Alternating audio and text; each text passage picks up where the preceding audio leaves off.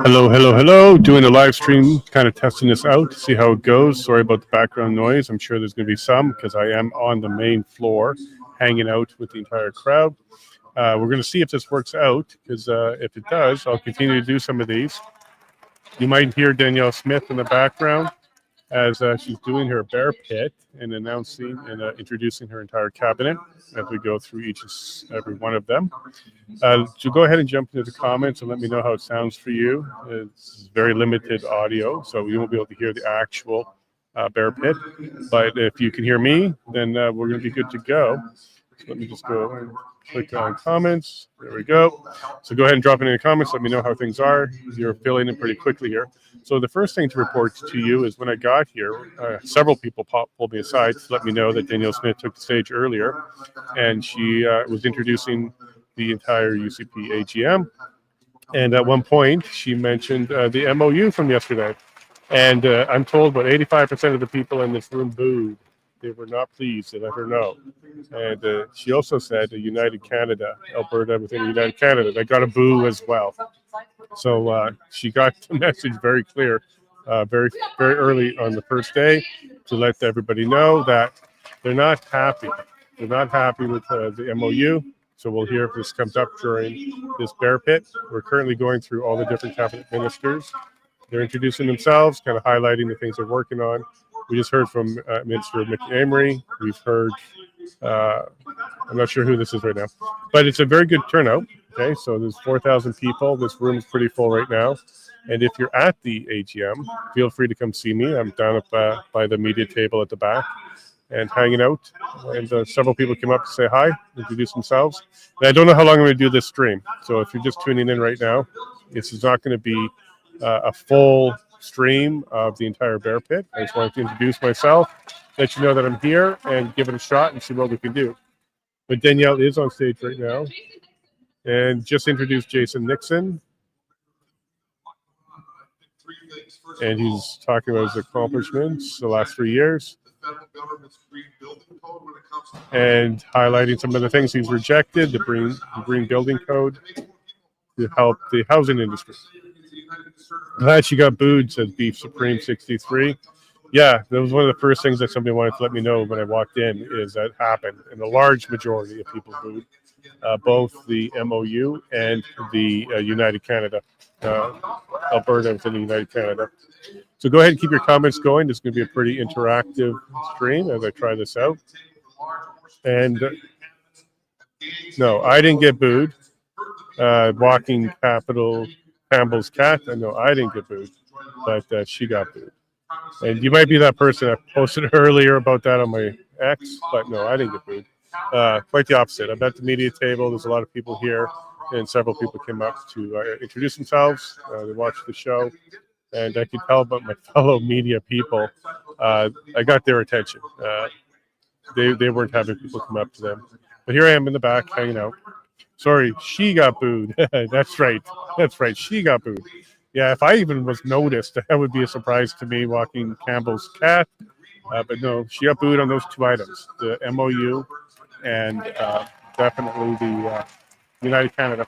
We also heard from all the candidates for the board, and Daryl Comic got a really good response from the audience. They were very happy with him. He was engaged. They were pleased. And we also heard from Rob Smith. It was a very different response for him. He got some claps, but it was clear that Daryl Comic for president got a lot of support. And as we're making our way through this cabinet, I can see our guy for Drayton Valley 7 coming up shortly, Andrew Boychuk.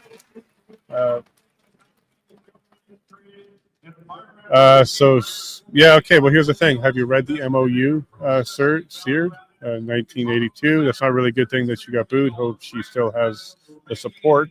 She has the support as a leader in the party, yes. And the Conservatives are very vocal, and they'll let you know what they think. They don't like the MOU so far because, again, we have to do a lot of concessions, a lot of things up front, a lot of money up front, and there's no guarantee that there's anything going to come from the federal government, including the support to build the pipeline.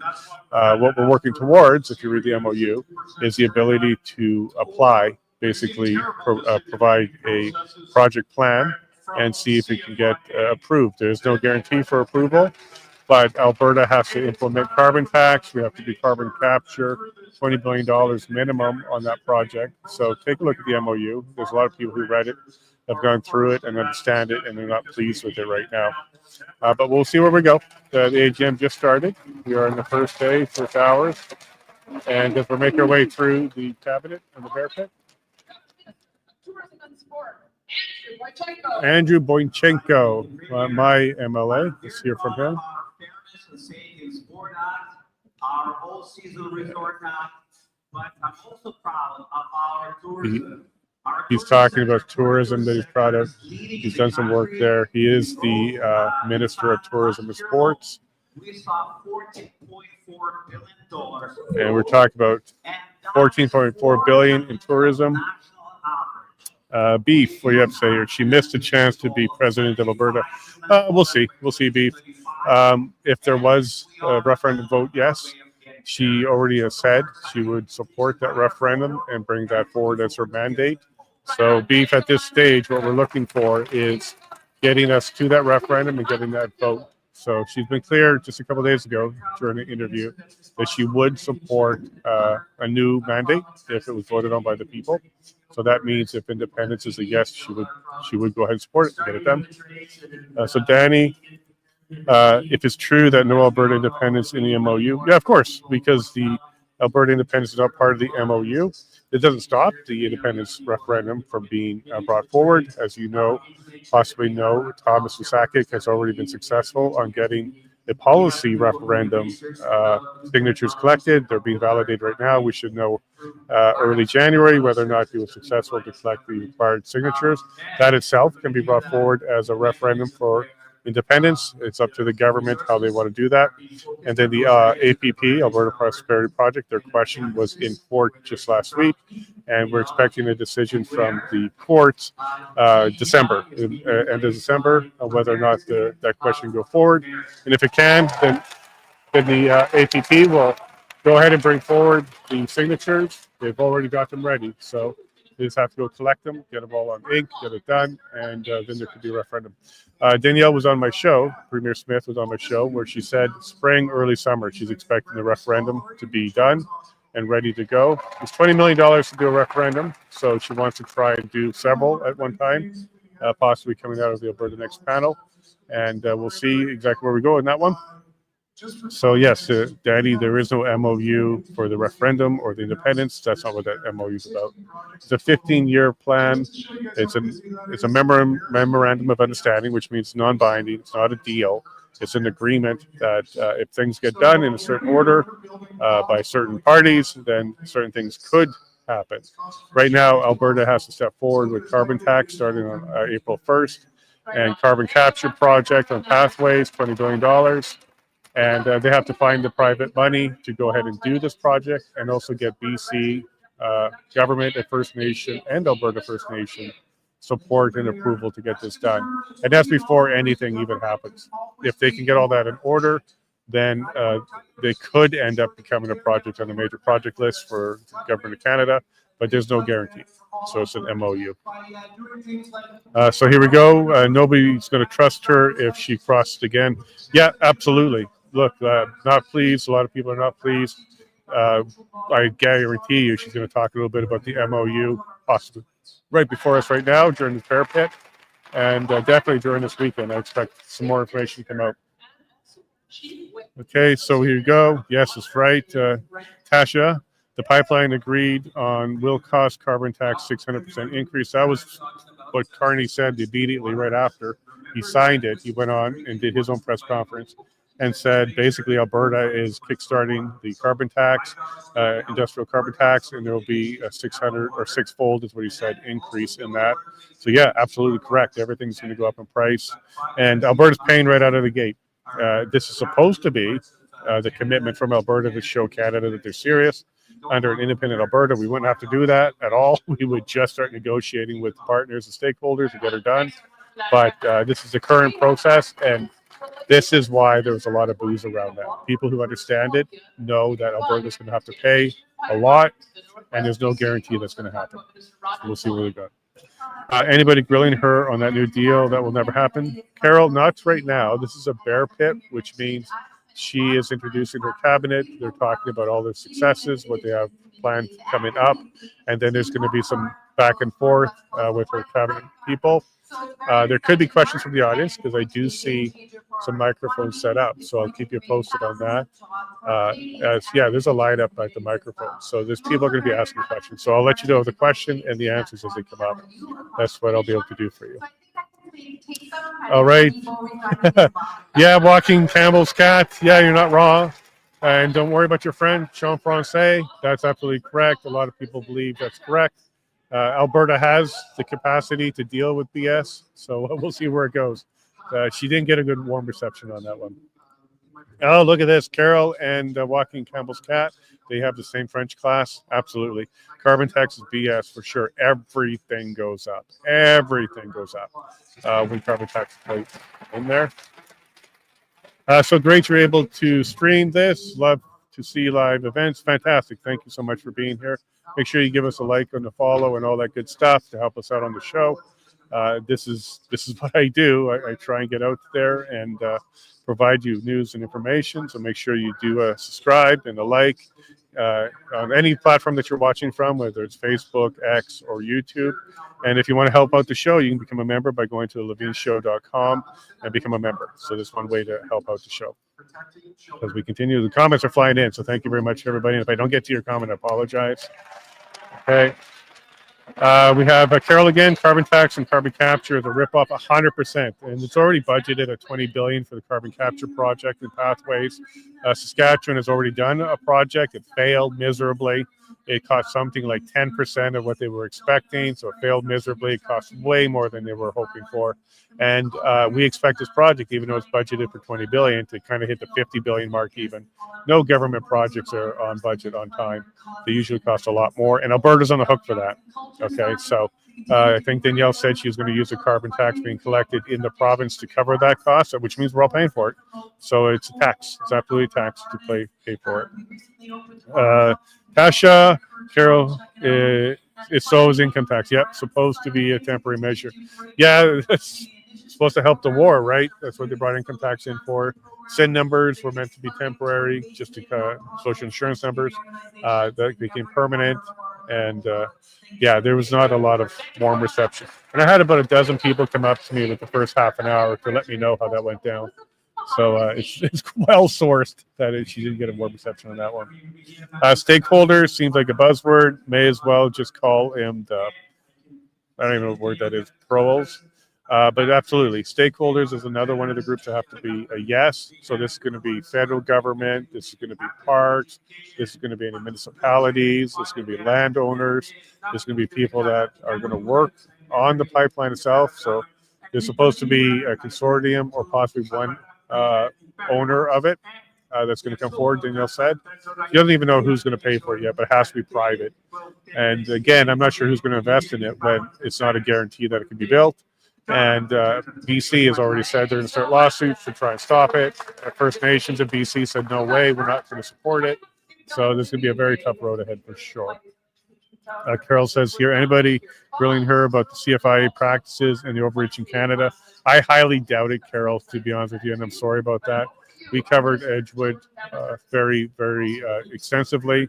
It's a big issue in BC for sure, but this issue is kind of in the background right now because of the MOU conversation and independence here. These are the top two for sure. Independence has been a big push around here for quite some time, and the MOU was yesterday. So these are the top topics that people are talking about right now as I talk to people here. Honda says she's done a hell of a lot of great things so far. To come out as a full-blown separatist independence would cause a big rift. Remember, she has not done anything to thwart or hinder independence. Honda, you're not wrong. So Danielle was very clear a couple days ago that she was voted in and she ran on a campaign of United Canada, so a sovereign Alberta within a United Canada. She's going to deliver on that mandate and continue to deliver on that mandate. And I actually kind of support her on that because I don't want a leader who will swap their mandates midstream. And she also said in the same interview that if a referendum came forward and the mandate was changed, then she would be she would follow that mandate too.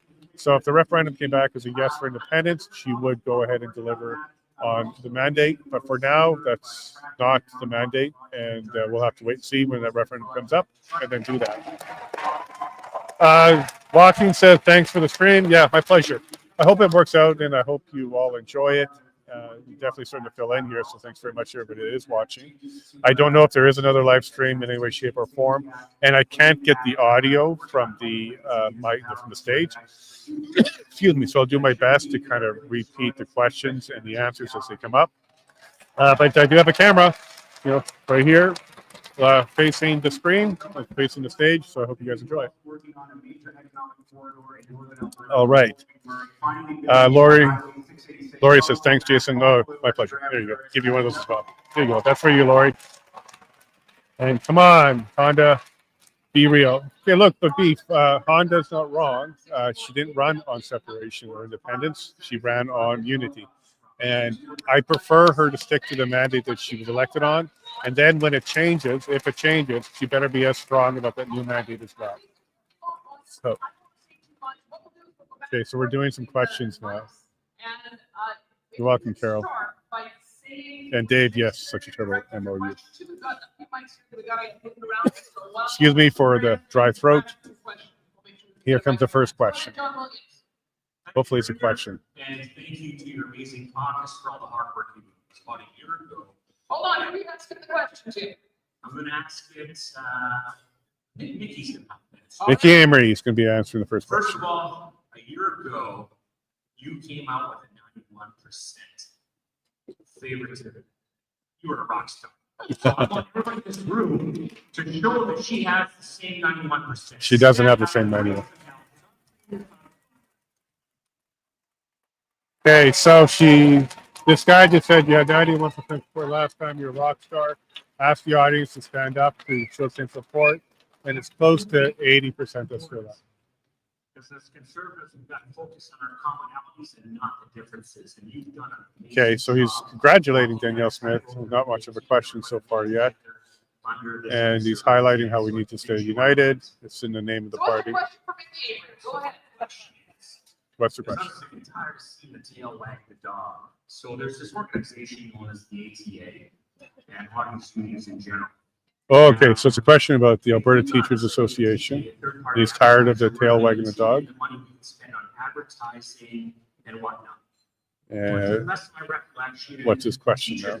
Over $1.6 billion in union dues. Okay, so far he's just basically doing a speech. Number one, where the hell did that money go? Number two, how can the union or the ATA or whatever it is use that money to continually buy advertising to run? So he's talking about advertising fundraising for unions and how they're using it to go ahead and spend money on advertising, I guess, for the NDP.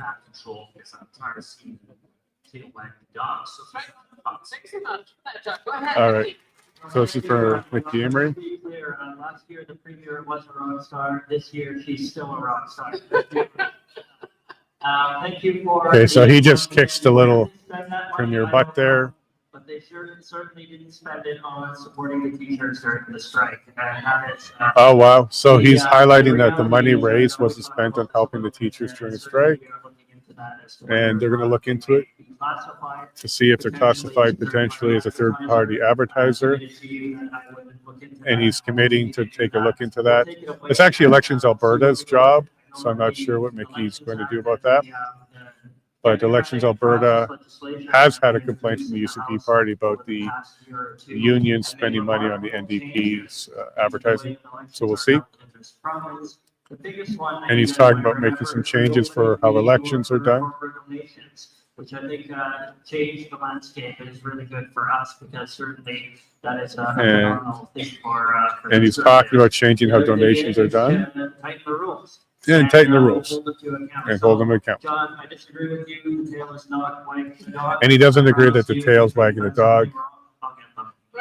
And he says if they've done something wrong, they'll get them.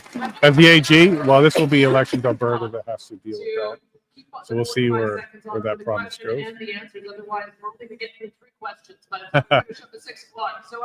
And this will end at 6 o'clock, so I'll probably plan for the same as that. All right, so we're going to the next question here. Over to this mic, please go ahead, see where you're from and who your question is to.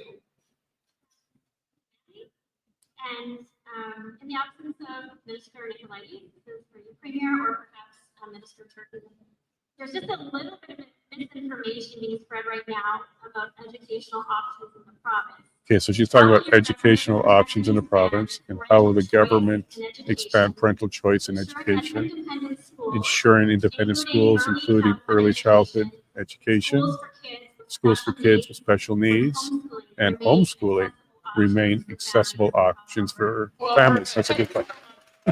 we homeschool, so we definitely want to see that as well.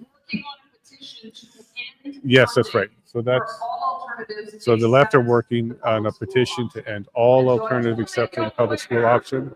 Oh, you can hear the boos on that one. They're collecting signatures on that one. I had that confirmed by somebody today. So this is one of the first referendums that could happen, is whether or not they shut down all school options except for public schools. That's the left who's bringing forward that petition. And Danielle is saying that this government is an ally and friend for choices and make sure that the choices are there and fight against these kind of things.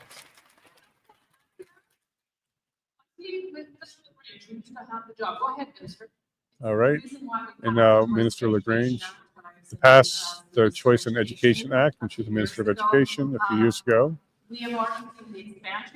Already seen the expansion of independent schools and charter schools and homeschooling, of course, especially since COVID.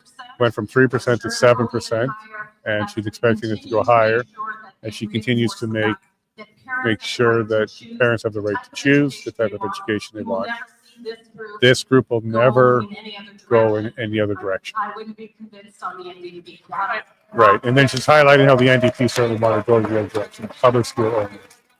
So that was well supported by me too, absolutely. 3% to 7%, that's an incredible growth. As taxpayers, okay. For $5,000 per year. For every homeschool student, we save around $10,000. We also don't go through. Okay, so they're talking about homeschooling. They say about $10,000 for every person that goes into homeschooling, every student goes into homeschooling. Complexity. Imagine if you took the 7% of students that are saving us $5,000 to $10,000 per year and moved them to that public system where you'd have to build. Now he's talking about how the public school system is pretty saturated, it's pretty full, and they're talking about if they were to move the 5 to 7% that are not in schools into the schools, there'd be a dramatic increase, and it would help all children. So the plan from the left is not a good plan, and it would actually cause more trouble, more problems.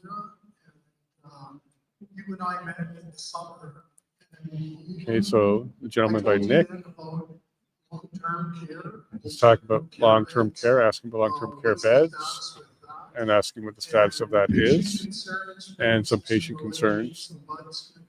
Health advocate, the ombudsman and health advocates are just recommending bodies that have no teeth to correct wrongdoing. And finally, what's the government doing with FOIA? Oh, boy. Okay, so there's a bunch of questions. Jason Nixon, our So Minister. Jason Nixon, Minister of Assisted Living. I'll take the alternative care question, and just in case anybody doesn't know what that is, that's. So Jason Nixon talking about alternative care. We call individuals that are in hospitals that no longer need acute care, they need to be in some other type of care. It's talking about people that no longer need acute care, but they need some other type of care, They're in the wrong spot. but they don't need We took acute over care, the health system, the Premier sent us in to find out what was going on. and providing different options for them. People like you let us know. We didn't all make it a problem. And it's talking about assisted living centers, living care centers are a problem, and AHS wasn't tracking them. 1,700 people. 1,700 people that were in acute care beds that no longer needed them. So they moved into alternate care. Just recently, 7 individuals who've been living in the hospital for years. It was like 1,000 days, so it was over. Yeah, talking about some people being in the hospital way too long, 1,000 days. Some of them have been living upwards of 5 or 6 years outside the hospital. We moved that over to my department now. Okay, so it's talking about how they're moving around the file and who's responsible for these kind of things. It's moved to him, some of this alternative care. Just over 1,000 ALC patients in the province, 1,700. working diligently. So he's reduced it from 1,700 down to 1,000 acute I'll close with this. The care biggest issue patients. is governments, including even the NDP government, the PC government, and of course the United Conservative government, increasing the budget in line with the aging growth to address. And talking about how the governments, all governments in Alberta have been increasing the budgets for this care, and learned that AHS was not actually using that money properly. It was going other places in their budget instead of helping the people that needed the care. Which is going to save money for Matt Jones and make sure that people can get the acute care beds they need, the surgeries they need, while at the same time making sure that our grandparents, our parents can best care. Okay, and then just talking about how they're trying to do better. Basically, all this and what's said there. And dealing on freedom of information. And Lori, you're right. Blows my mind. I'm worried about the seniors. Yeah, this is what they're talking about right now, is about improving that for sure. Predate, I think, Google and Twitter, so we had to update them. So what we And did is Tess Shaw says David Creighton did a good interview today regarding this. Was that about Jeff Rath, the interview with Jeff Rath? I listened to that one on OEM. Yeah, it's a good interview. Jeff Rath is always entertaining to listen to and very, very knowledgeable. What's the mood in the room like? Attentive right now. People are paying attention to what's going on. It's filling in pretty good. I would say the mood is a little bit of somber with some excitement to see how things go. So at this stage, it's Paul Newman. It's somber. People are attentive and paying attention. So Satoshi says, didn't she win her leadership on the Alberta Sovereignty Act? She was being misled to her base. No, it's the Alberta Sovereignty within a United Canada Act. So the whole title is within a United Canada. So she ran on sovereign Alberta within a United Canada. Next question. I'm trying to hear the question. We're thinking about appointing judges in Alberta. Okay, talking about Alberta appointing judges. Reminded me of a brief conversation I had with a now retired Liberal appointed judge on Alberta's Supreme Court. So he's kind of giving some foundation, but speaking to a Liberal appointed judge for the Supreme Court. And the old Liberals saw that when you make the law, interpret the law, adjudicate the law. You're basically When you make the law, interpret the law, and adjudicate the law, you're basically above the law. He's correct about that. Judges have too much power. Well, and this was in the context, of course, judicial appointments from all. Okay, so he's running along on his question. I wonder if they're going to hold up to it. If you can't trust your friends, you can't trust. So. What's the question, my friend? He's talking about judges and how they're above the law. He's not wrong. I can't imagine Ottawa ceding the power to appoint judges to the Alberta Supreme Court bench. There is no Alberta Supreme Court bench. And Alberta appoints judges to the lower court bench. He's talking about he doesn't see the federal government giving up the appointment of judges' power. Of course they won't. So this is for Minister of Justice Mickey Amory.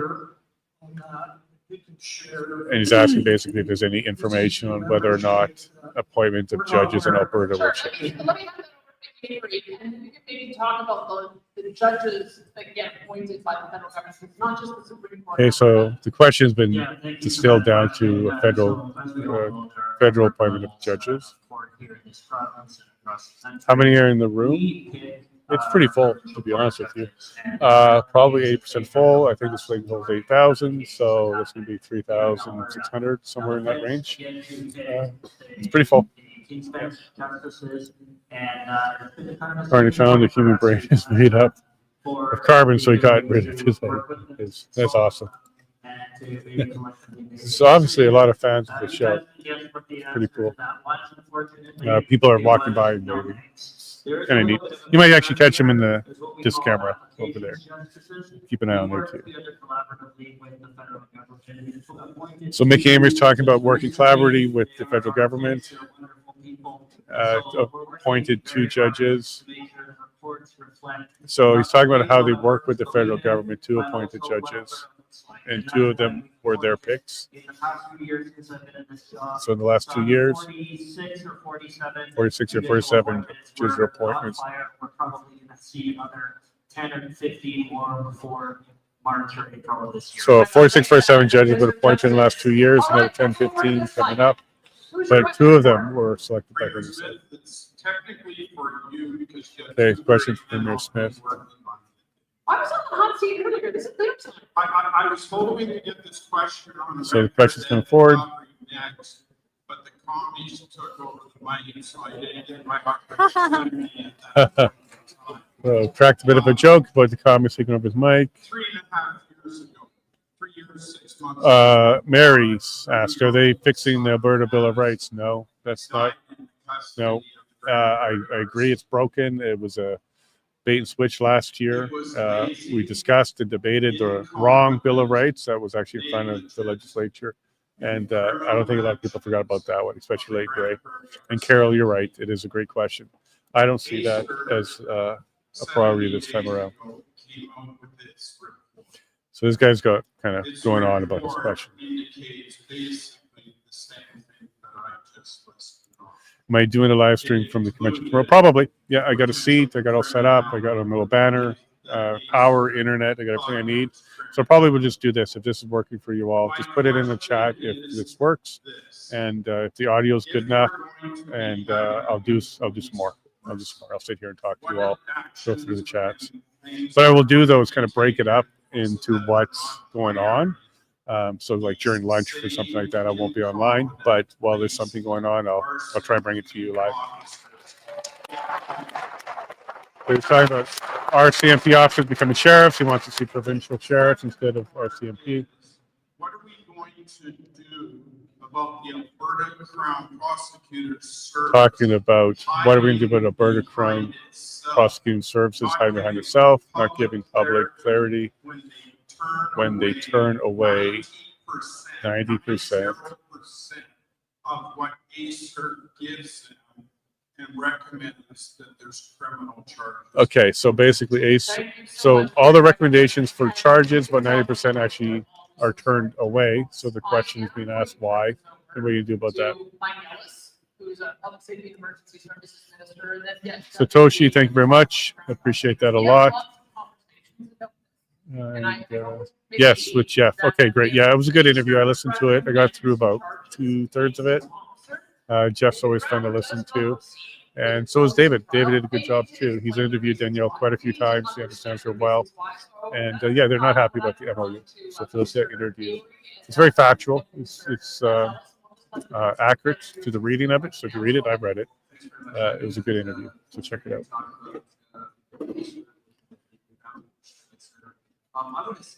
Mood or moot? Mood. Okay. And we deport Nenchi. Imagine that. You know what's something that you all should be paying attention to? Nenchi said yesterday that he thinks the MOU is a good deal. So if Nenchi says it's a good deal, you should double check. He says it's a good deal because carbon capture and carbon tax is in there. He's not wrong. There's billions of dollars there. So if Nenchi's pleased with it, you should take a second look at it. Okay. I say that very sincerely, and he is the one who's reviewing that. I can tell you that right now. As of December 1st, which is just around the corner. No to liberal judges, yeah, for sure. It'd be great if Alberta appointed their own judges, not the federal government. Police forces, pension plan, and on and on. Yeah, basically everything that came out of the Alberta Next panel, all 6 questions, which included the pension plan, taxation, changes to the Constitution. There's a lot of support for all of that. And Danielle, on my interview with her, she said that I should bring in the Alberta Next panel report in December, so next month. We should see what the recommendations are out of that. There was 20,000 comments that they're making their way through, and we should have that report in December. And if it does lead to referendum questions, we should see those spring, summer. Okay, so Colin Smith has split the party again, like 24 or 14. Yeah, it's a tough one because there's a lot of people that are supporting her on that MOU, just like last year with the Alberta Bill of Rights. A lot of people were very pleased with what they were reading, but that wasn't the real thing. It's not the one that was brought forward by her in the legislature at that time. It was Bill 24. It was a very different one. It actually put demonstrably justified into our Bill of Rights, which, as we learned from Section 1 of the Charter and the Constitution, the Charter, it doesn't help us. It's an out for them to pause any rights. So it's a Bill of Privileges, just like the Charter is. They did add some things about choice, but if the government can suspend your rights, you don't have the privileges. All right. Thank you very much, Marvin. Appreciate that. So if everybody's good job. All clear here in Saskatchewan. Okay, Christopher. So I'll probably make sure I do this again tomorrow. This will go to about 6 Mountain, so 7 Saskatchewan, 9 Eastern, or 8 Eastern, apologies there. And then I'll see you again tomorrow. Danielle has something up her sleeve. No way she approves the carbon increase. Okay, so Rob Anderson, I think it is, here, Chief of Staff. He was part of the negotiations. I'm trying to get him on the show on next Friday. And I spoke to Danielle's press secretary in person today, and I got a message from him today. He's going to carve out some time for me with Danielle sometime in the next week. And I'll just have to be flexible. So when she's available, I'll get 10, 15 minutes. And it's all going to be about the MOU. So I'll be talking to her directly about the MOU. Martin, thank you very much for your support, brother. Yeah. I'm glad you're enjoying it. And Kevin, you're welcome. Thank you very much. All right. So KJL, I agree the RCMP needs to go. They can apply to the sheriff or provincial police and make sure they are honest. No more answering to the feds or Crown. We need our own control. First ones I'd like to see apply are all the ones that were fired for their vaccine choice and for the ones that stood up against the superiors. I'd like to see all of those back. So Rick Abbott of the Edmonton Police Services, I'd like to see him come back. And there's several from all over Alberta that stepped down or were asked to step down because of their choice. Those are the first ones I'd like to see. They're willing to stand up. Those are the kind of people I like to see. Okay, it's apparent with what happened at the officer. Gotcha. In an independent Alberta, we wouldn't be under the CFIA. And Alberta farmers did say they wanted to see the call not happen. I was at one of the meetings for Brunswick County where the Agriculture Services Board voted unanimously to ask the CFIA to not do that. I've seen a lot of familiar faces here. You'll see someone cross the screen here in a second. And there he is. There's another fan of the show. So good friend. So it's going to be a fun time. And if you're at the AGM, I don't know why you're watching this, but if you are, Western Standards Hospitality Suite, I'm going to be hanging out over there and, chilling with Corey Morgan and Derek and the rest of the team. See what's up. Okay. So these questions are very long. We're not getting to the questions. This is more of a soapbox right now, so continue. The MOU is expensive toilet paper night for sure. This is a very expensive one, and there's no guarantees for anything. We may get nothing out of it. So this is what a lot of people are concerned about, for sure. You're welcome, Tasha. Well, first of all, So this question was about whether she's going to listen to the room. Because we have not gone to a no-fault system. We've gone to a Talking about insurance with a no fault, but she's clarifying that we don't have a no fault. That allows, it's about insurance. So we'll see what the minister has to say about this one. Brookfield will be the biggest winner with carbon capture. Yes, Serena. Yes, there's a lot of talk about that. Okay, so we're talking about auto insurance being more affordable in Alberta while caring for injured Albertans. So it's a care first system. Was elected in 2023. We already had many kicks at the can and tweaks within the system. But we still have the second. Let's talk about tweaking the system, but we had the second highest auto insurance in the country. Ontario is probably the highest. We used to live there. It was bad. Benefits in the land. Care first system. The care first system, kind of copying Manitoba, increasing the income support to represent Alberta's higher wages. And the biggest cost in the system that's controllable for the government is litigation. We know that injured Albertans need to be cared for. We have a publicly funded. I understand that healthcare system that will injured end up Albertans there, need to be cared or they will for. end up on one of our other Minister Nixon's programs. And there's healthcare services, but also the long-term acute care services. Long run that would be affordable while caring for Albertans first and not having to wait. 3 Trying to years for a balance settlement with and have affordability to and care for Albertans. I want to say Burdens. this as well. This has been a tough lift, and I know. And he's talking about how difficult this is. And once it's implemented, it'll be very impactful. And he's empathetic to it. Province, 3 million policies and about 30,000 injured Albertans a year. So 5 million Albertans, 3 million policies, 5,000 or 30,000 injured. So the highest level of care. And in the country, saying DUIs are part of the greatest problem. access. I've looked at many different options. They all cut into potential affordability for Albertans. So So it's about affordability for Albertans. It's a balance. That is for the best, and I can tell you right now that if we didn't have the good driver rate cap in place, which I would describe as kind of fingers in the dam of a crumbling system, everyone's rates would be much higher. Okay, so the mood in here shifted. It seems to be frustrated right now. And he's still talking about people losing, insurance companies losing money, threatening to leave. If you don't want to have private, He's trying to find a way to balance it for private insurance. Build a public insurer at over a $3 billion cost. And he's talking about if there's a public insurer, it'd be $3 billion over 4 years. It will be, those losses will be on the back of you all as the taxpayer. And then the liability losses will be on All the taxpayers. insurers we've seen in this country have gone to care first systems, like we're recommending. And he's talking about the public because insurer they companies, couldn't stand to see that $1 to $2 billion losses. but they're So they facing cut out the losses. largest cost they can while protecting their people. We are going to have a robust. The mood in debate here on is this pretty tough. tomorrow, and I'm sure we're So anticipated, people didn't like that answer. Thank you to both for that. So basically saying if you want good insurance, it may have to be public and it'll cost you anyways.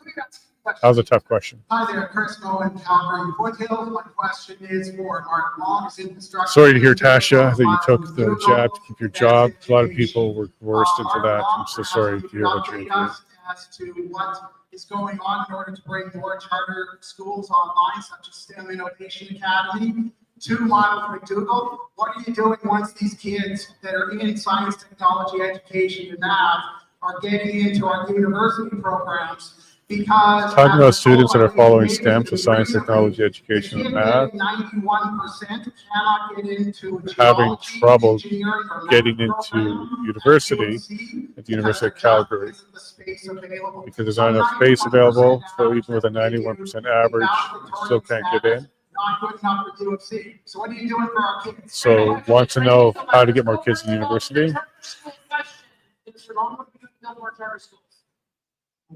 Okay, talking about what are we doing about building more charter schools? Already, first and foremost, I've actually been aware I don't know if this guy listens to the question. many schools in Calgary and Edmonton, surprisingly enough, are sitting vacant right now. Saying there's some schools that are vacant. This was a question about university. You have to bus their kids hour and a half sometimes one way to school. We have schools sitting empty in big cities because they don't want to bus their kids 20 or 25 minutes.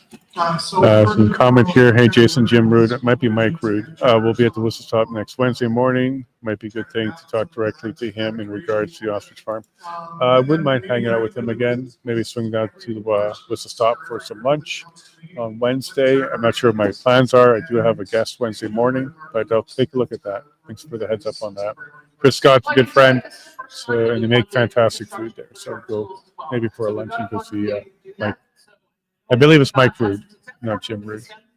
And there's other proposals that are constantly coming in for independent schools. So looking forward to. So it's talking about, it's not really an answer so far. Basically saying we need to get some more schools, more spaces, more seats, but didn't answer the university issue. So it's a very good question, and I So maybe this guy will. appreciate and recognize the issue that you talk about. Engineering is one issue, one area, there's others. A great audience. Thank you very much for everybody who's watching this on X, YouTube, Facebook. We'll just take a quick moment to remind you all to follow and subscribe and share this out. If you can do that, that'd be fantastic. As we build this channel up, we are able to do more things like this, to come to events like this, to bring them to you, and have guests on and have great conversations. And if you really want to get behind us, you can become a member at thelevingshow.com, and you'll be joining our locals group where we have extended episodes every single day. We do about an hour with the public, and then sometimes up to half an hour with the locals group with our guests most of the time. So if you like those conversations, want to get more involved and hear what's going on, go ahead and become a member at thelevingshow.com.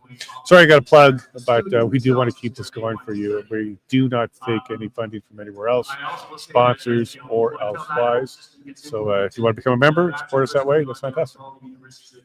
So still trying to answer the question about university spaces. What I'd be interested in hearing, if you want more. Hasn't really answered. You can talk about increasing seats in engineering and some of these other areas. So if the government's going to get involved, they want to increase seats for engineering. I bet you it's probably because there's a lot of seats for other programs that are just not beneficial. They don't want to support those kind of programs, but he was kind of saying if it's engineering based, you can probably see a little bit more support around that. All right, they're going to the next question. We are stronger together. Rise up, Canada. Thank you, Tasha. Great to have you here. Appreciate that. How's the feeling in the room? Independence heavy. People disappointed with Smith. Yes. So Yarda, if you missed the beginning of this, Danielle came out and talked about the MOU briefly. She got a bunch of boos. There's our buddy Max. There's a camera right there. You can stick your face there if you want. There's our buddy Max. Go down. There you go. There's our buddy Max. Thanks, bud. See you around, okay? Oh, it's another person. Come say hi after, okay? Yeah, cheers. A lot of people coming up to say hello, so that's pretty cool. But to answer your question, when she mentioned the MOU, about 80% of the audience booed her. Some people said 85%. And when she said United Canada, she got some more boos too. So this is a heavy independence crowd for sure. And the APP said somewhere around 75% or 3,000 are confirmed to be APP members as well. So yeah, it's going to be very interesting to see the results of the UCP board votes.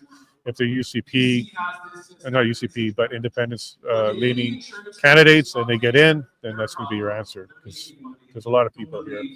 And definitely, you can tell that independence is on their mind. You can see the Republic of Alberta blue hat all over the place here. There's also a lot of gray hair, kind of like mine. But there's quite a few of those hats, and there's somebody actually in the lobby selling them too.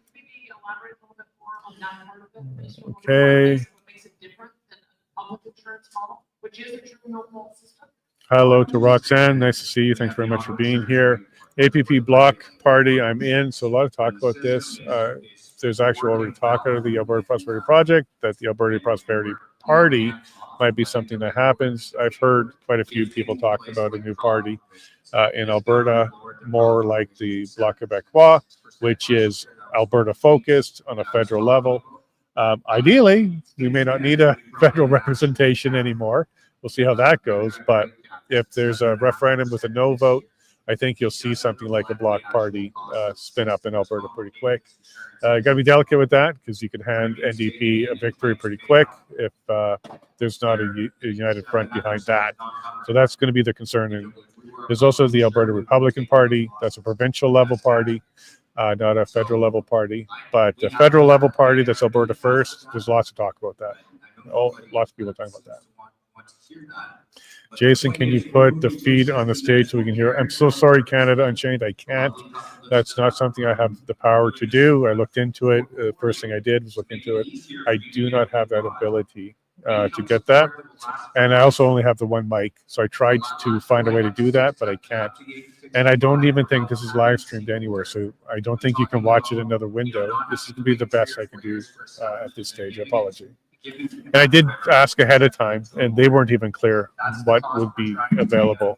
It wasn't until I literally got here and set up that I spoke to some media and the coordinator. And they said, yeah, you can point the camera there, but that's about it. If I had more equipment, there's a little stage area for cameras, but I don't have that. Sorry about that, but you got me, so there's some commentary from me.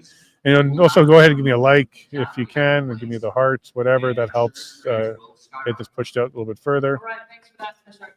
debate for us to be having. And a comment here from Carmela.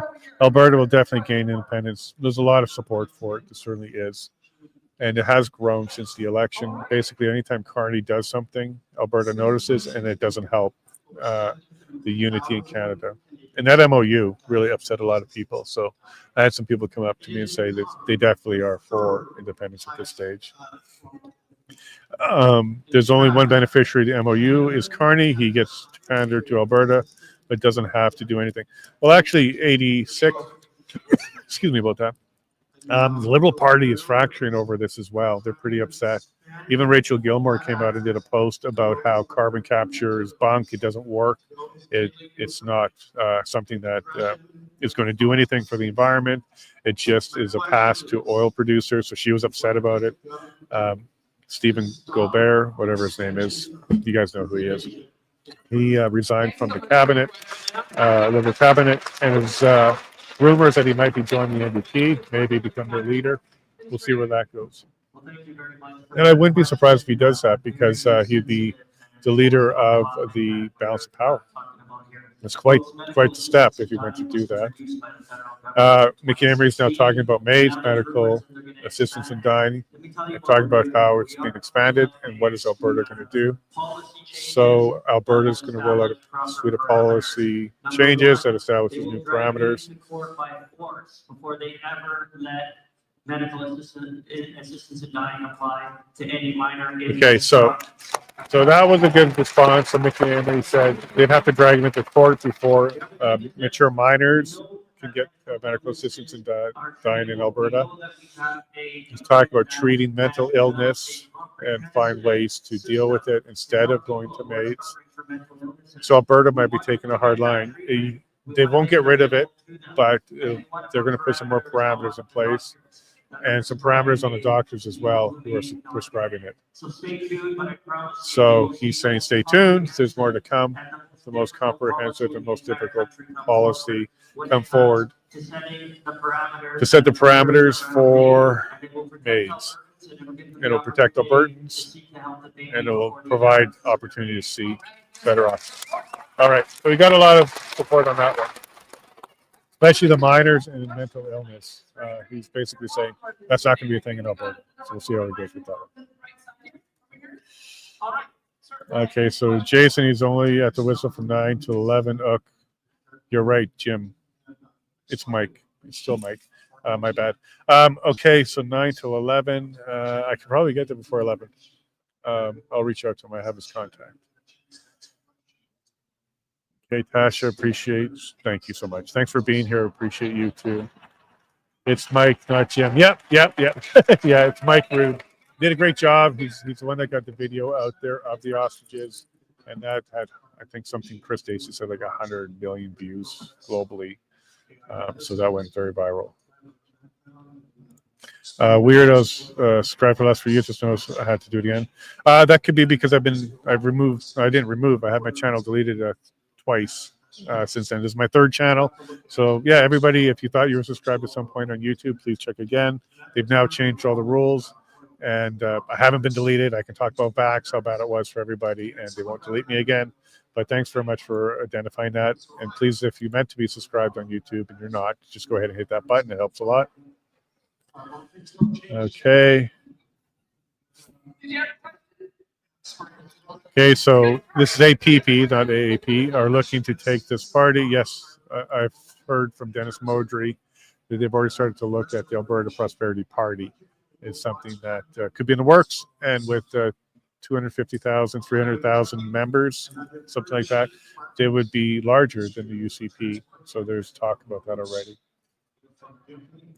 The more people you talk to, the louder we get Alberta to gain independence in 2026. Yeah, absolutely, walking. And the more people that pay attention and go to some town halls and listen to shows like mine, you'll get to hear from guests and people who have a lot to say about this. Basically, everybody who's been part of the independence movement has given me an interview, and throughout December, my Alberta Self-Determination series will have at least 25 new interviews released. Danielle Smith was number 11, so if you haven't seen that yet, go ahead and check that out. It's on my YouTube and Rumble and everywhere else. But I'll continue to bring you those voices from everybody. David Parker, Kathy Flett, Mitch Sylvester, Theo Fleury, like these are already recorded. So I'll do my best to get them out to you in December. And yes, Wendy, that could be one way to free up space in the universities, come back foreign students, 100%. It should be going to Albertans first. All right. All right, so Roxanne says, I'll see you tomorrow. I hope you're friendly, Roxanne, because we've received threats recently. But no, of course you are. It'd be great to see you.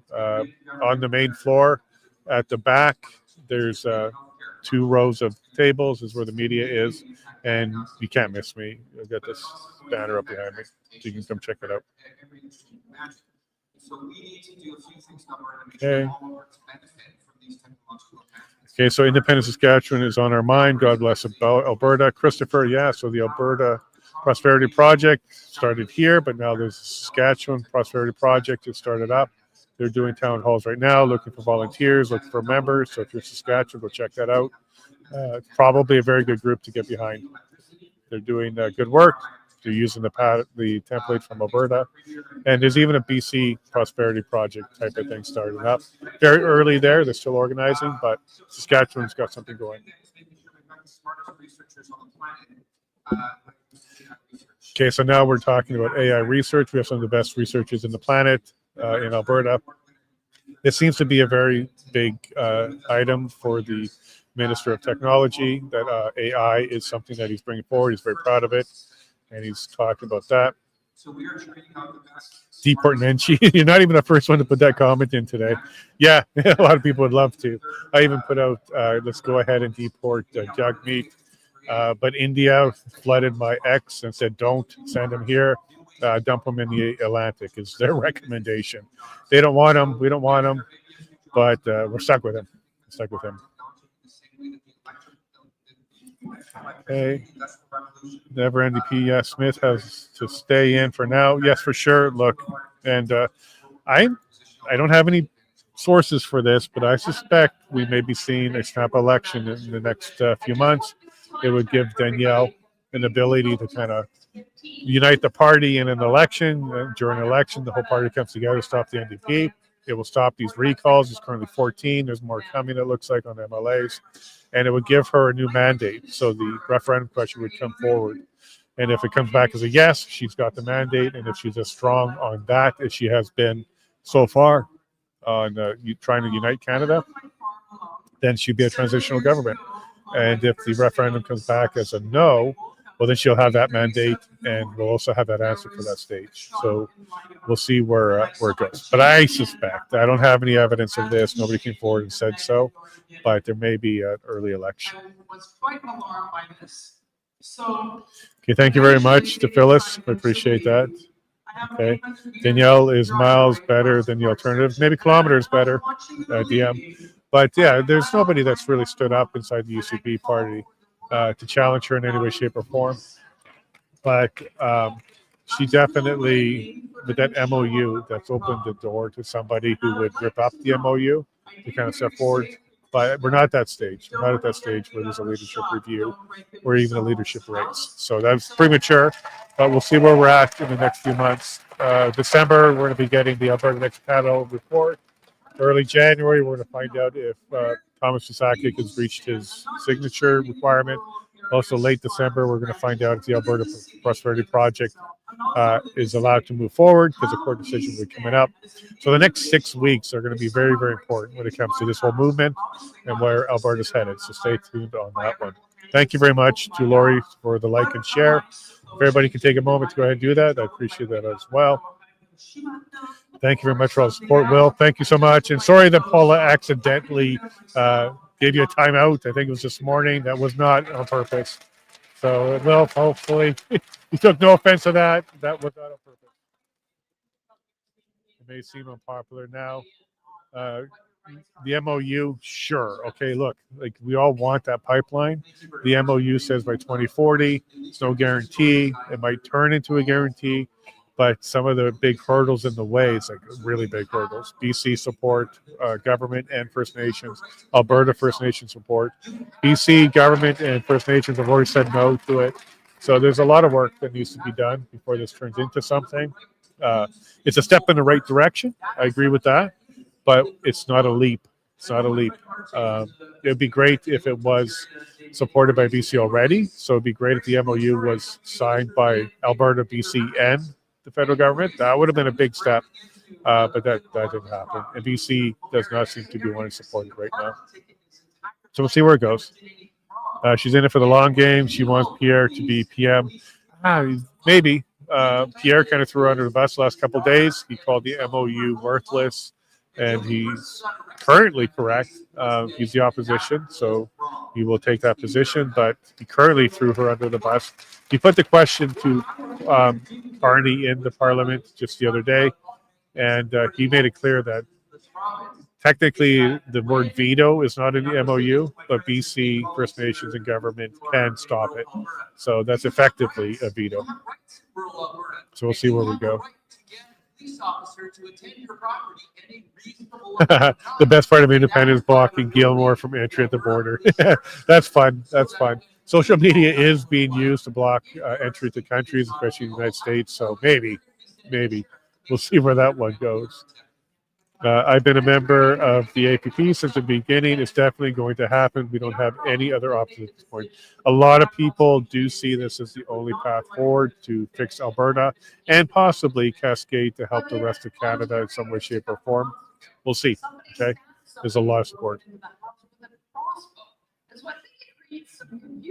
Okay, so they're kind of just chit-chatting back and forth. And I think they'll be wrapping up here soon. Carney gets lots of money. Yeah, Brookfield. Okay, so they're talking about Castle Doctrine. Mickey Amory says everybody here has a right to defend themselves and use reasonable force. That word reasonable is a difficulty. That was a change in the criminal code. It used to say necessary force. Now it says reasonable force. Necessary force means you get to choose what's necessary. Reasonable force means a court or a jury will determine later if it was reasonable. That's the trouble. It's got to go back to necessary force. And it was actually Stephen Harper's government in 2012 that changed the criminal code in that way. And it was supposed to be a compromise.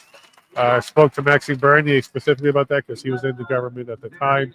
And he said that was a compromise to try and get some more gun rights put through, was to compromise with the Liberals to put it to reasonable force, and that was a big mistake. It should have stayed as necessary force. Necessary means the person being attacked gets to choose what's necessary. Reasonable means someone later is going to determine whether or not you were okay with your choices there. So we don't have the Castle Doctrine, and that's the main reason. Okay, so somebody's got another question here. Any other minister that feels that they can contribute. So Alberta cities are becoming increasingly diverse. Okay, so talking about diversity in the cities and asking if the party is reacting. Ooh, good question. Good luck with that.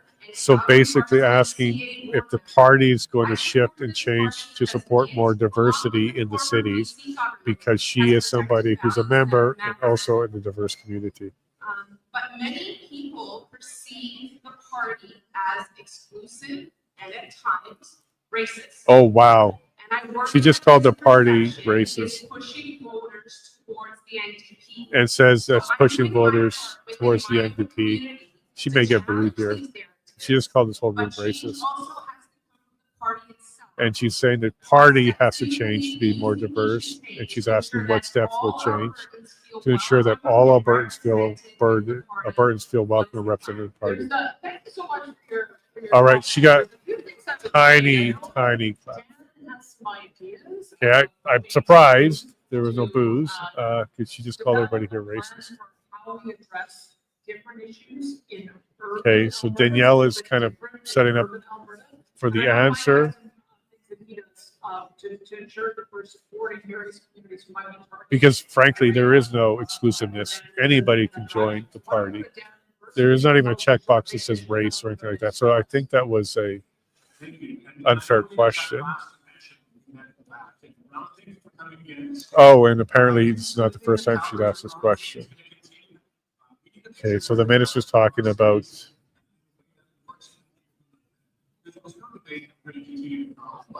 the party is going to grow, including cities, and recognizes that it's growing.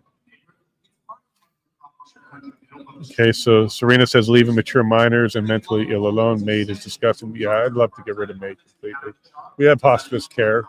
We've been doing that for centuries, and it'd be great if we just continued with that. All right. Maybe the MOU is designed to break the Liberal Party so PP can win. It actually hurt the Liberal Party. Like a lot of people are saying that the Liberal Party is pretty upset. His cabinet's upset. But here's the thing. I think he can turn back to his cabinet and say, look, these are huge hurdles. They're not going to get over them. BC is not going to do it. I bet you the way he's going to position it is BC needs to vote a conservative government. Ottawa needs to become a conservative government, maybe Polyev, and Alberta stay a conservative government. Then maybe some of this can start moving forward. But as long as they keep winning Liberals in the federal government, and as long as it's NDP in the BC government, I don't see it moving forward. Thank you very much, by the way, to Wilf for the super sticker. I'm not sure how to put this on the screen. But Wilf, for $2.79, I really appreciate that. Thank you so much. I'm not sure how to put it on the screen. Paula does this normally. Yeah. So I appreciate that, Wilf.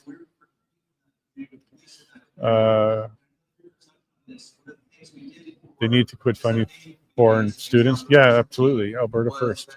Students first. Quebec has a different program where if you're in Quebec, you're from Quebec, you're a resident, there's one price, and then foreign students is quite a bit higher.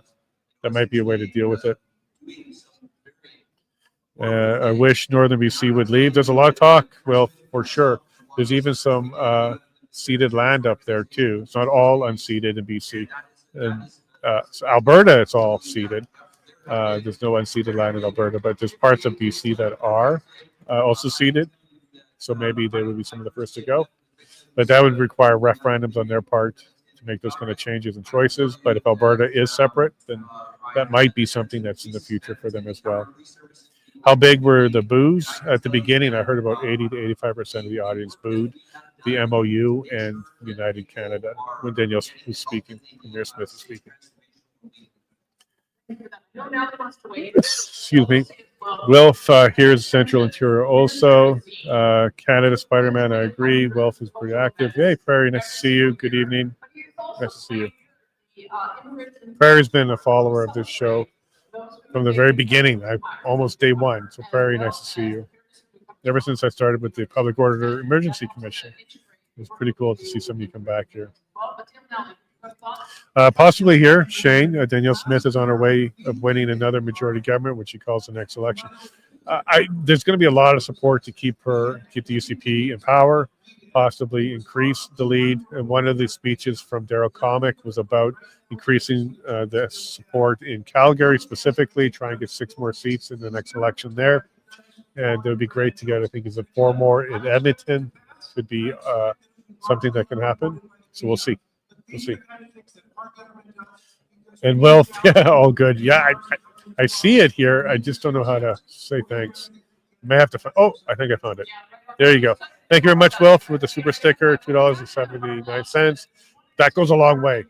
Gets me one of these and keeps me going for a couple more hours. So appreciate that. And I found out how to do it. I got to find your actual chat. Maybe I can bring it up. Serena says MOUs, words with no commitment. Correct. MOUs, non-binding. Even if Alberta did every single thing that they said they would do, the federal government could still say no thanks.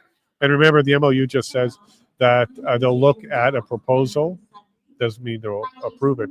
In fact, they could go ahead and do a proposal right now. They don't need any of this, but the implication there is the federal government is just going to deny it. So don't waste your time. But we'll see where this goes, all right? Oh, sorry, Will. Do you know his deal is going to bite you in the ass?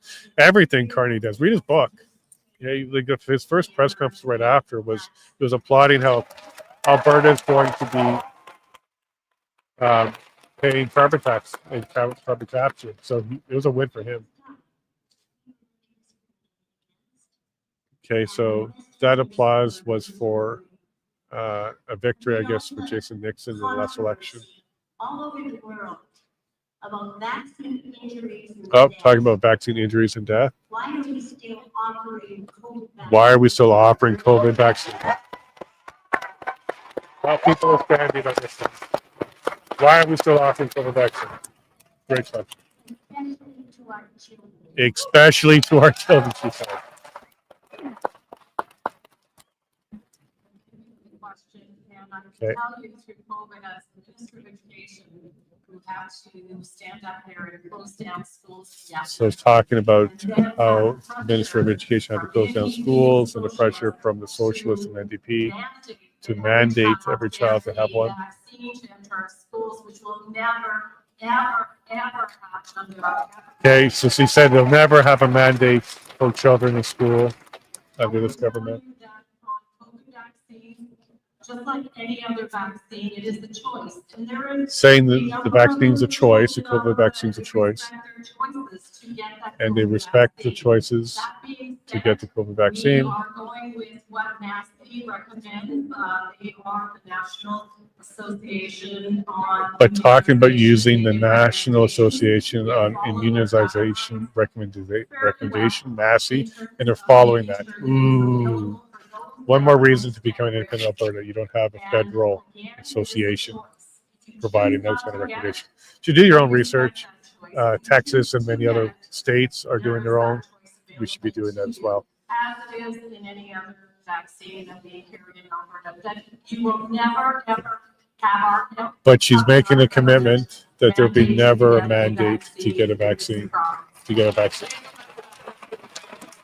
We want it off the market, frankly. We'll see. They're running a little bit late, so I'll hang out with you. Oh, Jeff Ross. Holy smokes, the crowd is going wild for Jeff. Wow, that's a big indicator of the support. That so-called MOU was signed yesterday. The ink wasn't dry on the paper, and Mark Carney went out and gleefully announced a 600% increase to the industrial carbon tax in Alberta. Ooh, oh, you can hear this one. This question is, how many of all of us favor free, independent Alberta? Holy smokes! People are standing. Holy smokes! This is definitely an independent crowd. Holy smokes! They are standing way more. They're on chairs. They're on chairs. I'll try and show you all.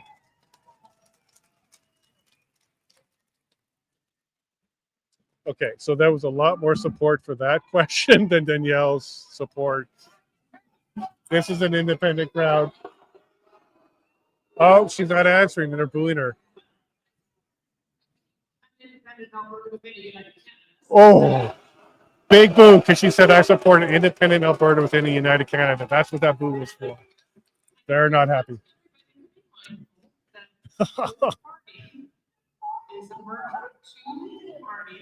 She's asking people to be mindful that this party is a merger of two cultural parties. Now she says solve this through a referendum. She's recognizing that your group, Jeff's group, is going to get the question validated. She's watching with great interest. You'll see that she said if enough citizens want to put it forward, and she will do the referendum. What Jeff said. We have always had an industrial carbon price. She's correcting Jeff, saying that we've always had an industrial carbon tax in 2007. That's what she said in her press conference yesterday. But holy smokes, this is the loudest cheer we heard was who wants independent Alberta. She's now talking about the carbon tax for Quebec. Our price is $95. There's a differential. We are agreed to talking about increasing the carbon price to $130. Right now, the way the law is written is that it will go up to $170. She's saying it's supposed to go up to 170, but we got 130, and she's trying to sell that as a win. I can tell you, one of the things that I Jeff's wanted shaking to his say head. Was that we had to maintain control over the industrial carbon price. But she's talking about one of the things in MOUs, they have to maintain control of the carbon price. Number one. Number two.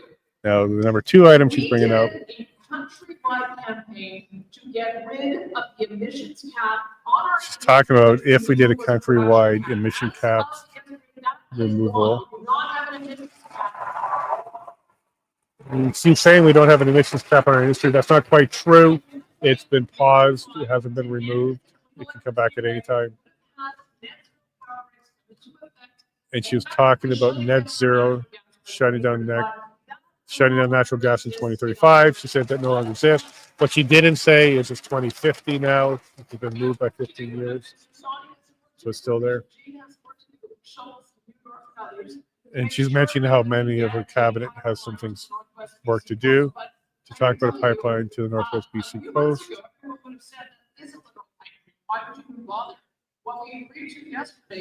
And she's talking about going through the process to put in a project for the major projects list. And she's confident that she'll get 1 million barrels of new barrels going to the Asian market and expand our market. And she's asking for a leap of faith. And she understands a lot of people are skeptical. But she's saying none of this would have been possible under Trudeau. We've got a little bit further with Carney. We don't agree with them on everything. That's a typical line. I think it's fair to say, Danielle, we don't agree with them on anything. I will see if her applause is as loud as Jeff's. Nope. Nope. It's a very passive clap. Nobody standing.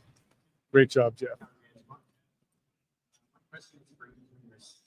So here comes Jeff, but he got by far the loudest applause. And I can see if I can get him to come over here.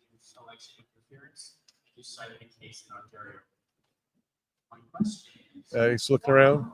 Jeff. He's going up into the crowd. All right. Try and get him again later. It's a question that you guys would be debating, I think, in soon. I'm just trying to get his attention, so hold on with me. We Just gotta look around. In the past, this predates me. Maybe I can get Minister Nixon to talk about it because he was at. Yeah, he's got a bunch of people around him right now. But that was by far the largest response. This is an independent-minded AGM for sure. People were standing on chairs. Everybody stood up on that one. So, yeah, we're going to see how these votes go for sure. Okay. And sorry about the chats, folks. I'm trying to keep up. There's a lot. You guys are doing a great job. Thank you very much for that. In the next 4 years, they would become old enough to be of age. Okay. And I think the thinking behind Wexit, it cannot be silenced. Yeah, for sure. You should have heard this crowd. It was loud. You may have heard it. Hopefully you caught some of that. And then her response for United Canada got lots of boos. That was pretty astonishing. All right. Holy smokes, lots of comments. Thank you very much, everybody. I can't get to them all. I'm going to do my best here. APP would have my vote, says Beef. Thank you very much, Beef. There's a lot of people here who are card-carried members of the APP. That was clear. Even when he just said his name, I'm Jeffrey Ratt, there was an applause. But when he asked the audience who's here for independence, all the way. And Danielle's wrapping up. Thank you so much. And still, Jeff got the biggest applause of this entire audience. People are kind of being polite and saying goodbye. All right, so what I'm going to do is I'm going to try and get through some of these questions or even comments. Independent Alberta from Lee, absolutely. What's happening with the recall garbage? 14 currently are approved for signatures. There's some more applications going in. They're targeting 44. They have to get the signatures and go forward with that. And I'm going to be wrapping up this stream shortly because, yeah, we heard a lot of boos, Beef, for sure, when she said United Canada. Because she said, who here wants an independent Alberta in United Canada? Nope, not this audience. So we'll see where this goes. I love Jeff Rath. Yeah, so does this audience, for sure. For sure. Love you, Jeff Rath, from Carmilla. Thank you very much, Camilla, for sure. We'll probably have him on See what we got here. Lots of comments. Thank you so much.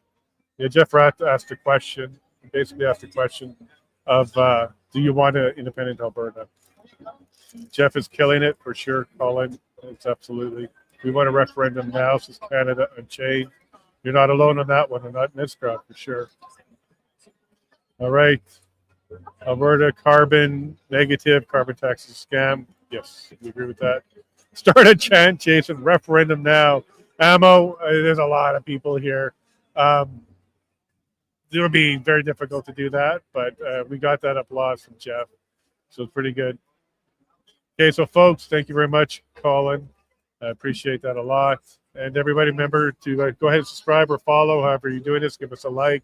Click that bell if you want to be notified throughout the next couple of days as I'm doing lives. I won't be publishing when I'm going to do them. I'm just going to find a time to do them and do them. But I'll definitely come back tomorrow with another one, okay? So thanks to the 1,500 people who are hanging out with us today. And remember, you can also become a member to support this show. This is how I'm able to do these kind of things, hang out in the audience, and bring it to you. So you can go to levineshow.com to become a member. Let's see if we can get a couple more of these questions here. Find a button here. You know what? Next time, maybe I'll just throw the comments on the screen. So Carney will keep his word or promise with the MOU. Yeah, no, he won't. Yeah, I don't think so.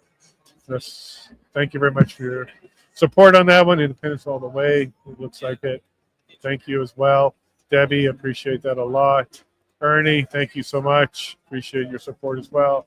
Thank you very much, Canada Unchained. You're appreciated as well. Really, really do. And good coverage from Jeannie. Appreciate that.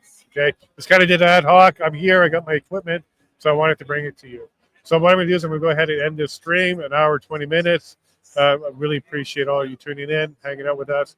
And by far, hands down, Jeffrey Rath got the crowd energized, excited, and they love it. Brenda, thank you very much. And thank you very much, Lee, for the sub. Appreciate it. And Daisy, you're awesome. Alberta. Love you all very much. Sure you take care of each other and take care of your family, Freedom Family, and Faith. Love you all very much, and God bless.